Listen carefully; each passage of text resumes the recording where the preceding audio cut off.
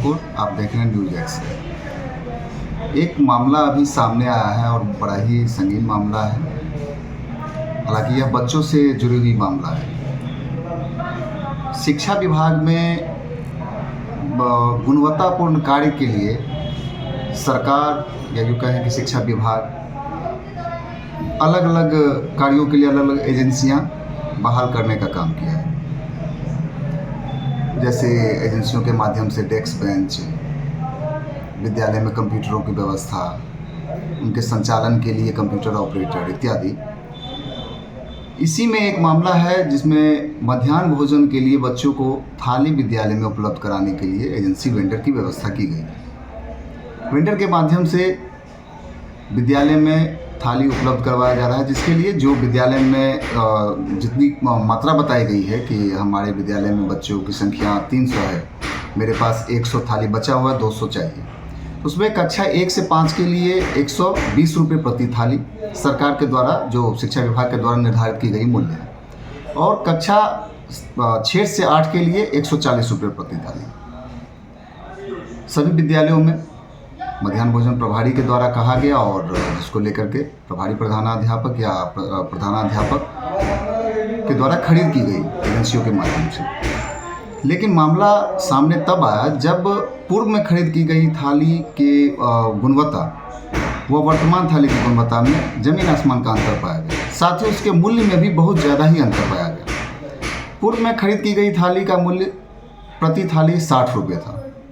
वर्तमान में खरीद की गई थाली का मूल्य जो सरकार द्वारा, शिक्षा विभाग द्वारा निर्धारित की गई है, वह है 120 रुपये और 140 रुपये।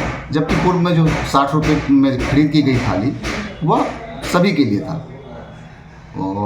1 से लेकर के कक्षा 8 तक के बच्चों के लिए।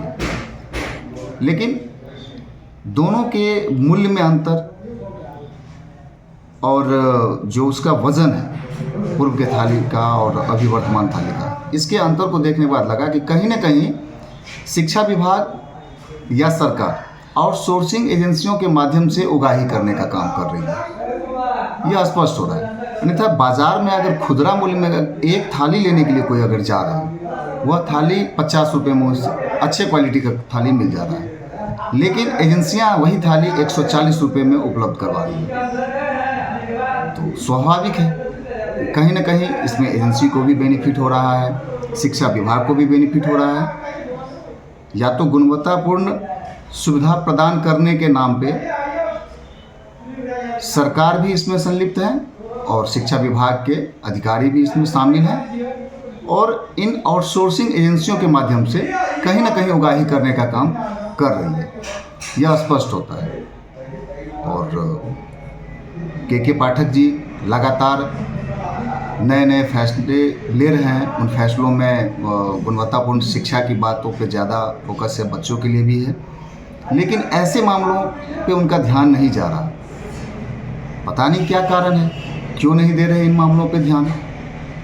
साफ सफाई, मद में जो राशि खर्च की जा रही है एजेंसियों के माध्यम से, थाली मुहैया करवाने के मामले में क्यों नहीं उनका ध्यान जा रहा, तो विभाग वाले ही बता सकते हैं, शिक्षा विभाग के अधिकारी ही बता सकते हैं। फिलहाल इस मामले पे आगे भी लोग पड़ताल करेंगे। तब तक के लिए इतना ही।